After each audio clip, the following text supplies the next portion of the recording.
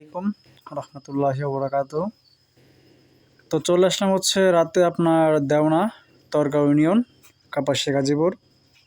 তো হচ্ছে এই ভাইয়ের গাভীটি আপনার প্রথম একটি বাচ্চা দিয়েছে, এটা হচ্ছে দ্বিতীয়বার। তো 3বার নাকি প্রজনন করানো হয়েছে। তো এই টেকনিশিয়ান নাকি প্রজনন করেছিল। এখানে ঠিকানা ক্ষমতা কারো নাই। তো বিষয় হচ্ছে এটা আপনাকে বীজ দিয়েছিলেন কয় মাসে? 3টা দিছিলেন কয় মাসে? 3টা বীজ?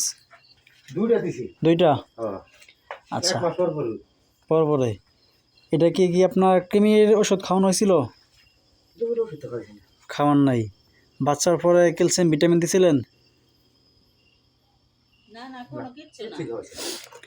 সবসময় মনে রাখবেন, যখন গাভী থাকে প্রেগনেন্ট গাভীন থাকে তখন হচ্ছে আপনার ক্যালসিয়াম ভিটামিন দিবেন আর কৃমি ইঞ্জেকশন দিবেন। আবার বাচ্চা যখন প্রসব করব তার 1 মাস পর গাভীরে দিবেন কৃমির ওষুধ, লিভার টনিক দিবেন। তার 7 দিন পর দিবেন হচ্ছে আপনার বাচ্চাকে কৃমির ওষুধ, পরে গাভীকে ক্যালসিয়াম ভিটামিন দিবেন। যখন আপনার গরুর শরীরে কৃমি থাকে, লিভারের সমস্যা থাকে, তখন আর কিন্তু আপনার গরু বীজ টিকে না, কনসেপ্ট হার কমে যায়, সেজন্য খাইয়ে নেবেন।